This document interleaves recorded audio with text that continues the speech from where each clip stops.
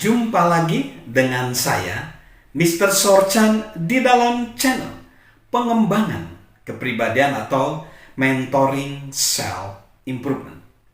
Saat ini kita akan melihat sebuah perusahaan nirlaba yang menekankan cara berpikir yang mengambil kesimpulan akhir.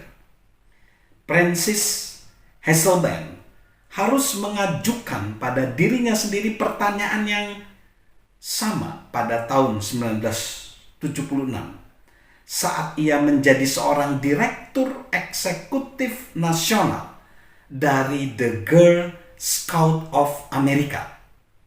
Saat ia pertama kali terlibat dengan The Girl Scouts, menjalankan organisasi itu adalah hal terakhir yang ia harapkan.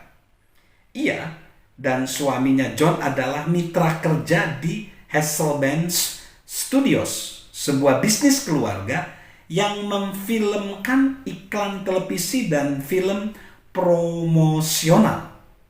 Ia menulis naskah dan suaminya yang membuat filmnya.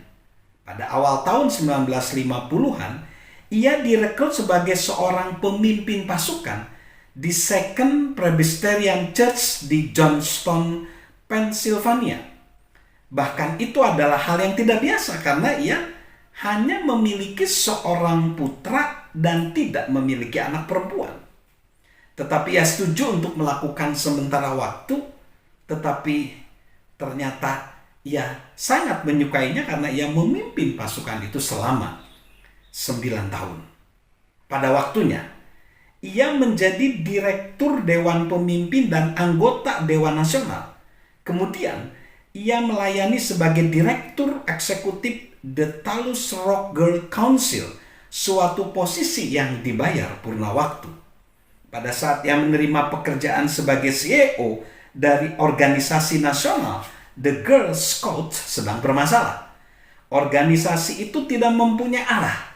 Para gadis remaja kehilangan minat dalam kepanduan dan menjadi semakin sulit untuk merekrut sukarelawan dewasa.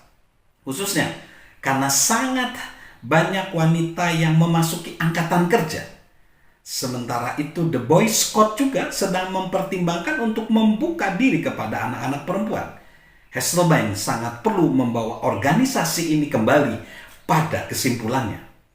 Kami terus mengajukan pertanyaan yang sangat sederhana pada diri sendiri. Ia berkata, apakah bisnis kami? Siapakah pelanggan kami? Dan apakah yang pelanggan anggap bernilai?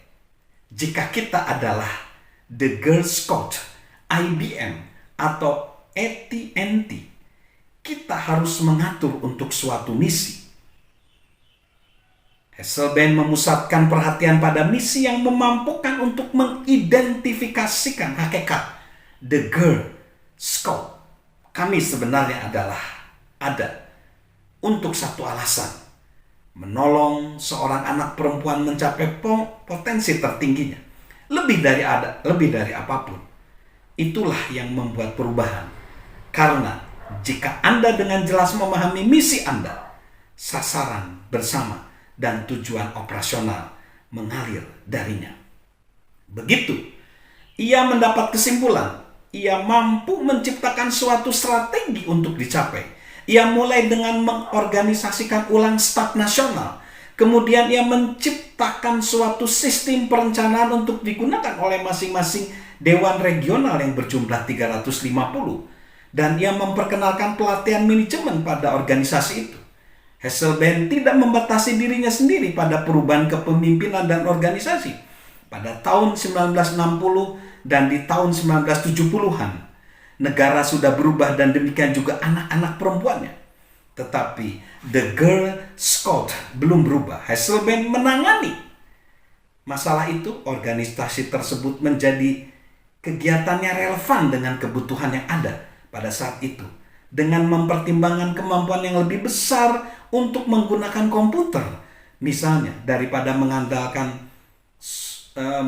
suatu pesta.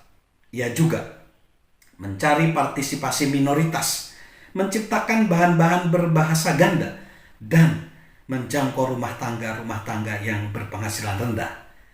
Jika menolong anak-anak perempuan mencapai potensi tertinggi mereka adalah kesimpulan kelompok itu, mengapa tidak terhadap lebih agresif lagi dalam menolong anak-anak perempuan yang secara tradisional memiliki lebih sedikit kesempatan? Strategi itu berhasil dengan sangat baik. Partisipasi minoritas dalam The Girl Scouts berlipat 3. Pada tahun 1990, Hasselbeck meninggalkan The Girl Scouts setelah menjadikannya organisasi kelas 1. Ia melanjutkan kehidupannya dengan menjadi direktur pendiri dan CEO The Peter Drucker Foundation for Non-Profit Management, dan sekarang melayani sebagai ketua dari dewan pengaturnya.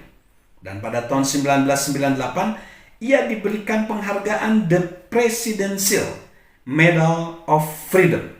Presiden Clinton berbicara tentang Hasselbeck selama upacara di White House. Ia telah berbagi resepnya yang mengagumkan untuk pemasukan dan keunggulan dengan organisasi yang tidak terhitung banyaknya, yang kesimpulannya diukur bukan dengan dolar, melainkan dengan kehidupan yang berubah. Ia tidak dapat mengatakannya dengan lebih baik lagi. Salam untuk menjadi pemikir yang lebih baik. Salam untuk memiliki cara berpikir berkesimpulan akhir. Dari saya, Mr. Sorchan. Halo guys, sahabat Mr. Sorchan. Yuk, subscribe channel Mr. Sorchan, beri komentar, dan share agar orang lain bisa menjadi lebih baik. Salam sukses luar biasa, salam sehat selalu dari saya, Mr. Sorchan.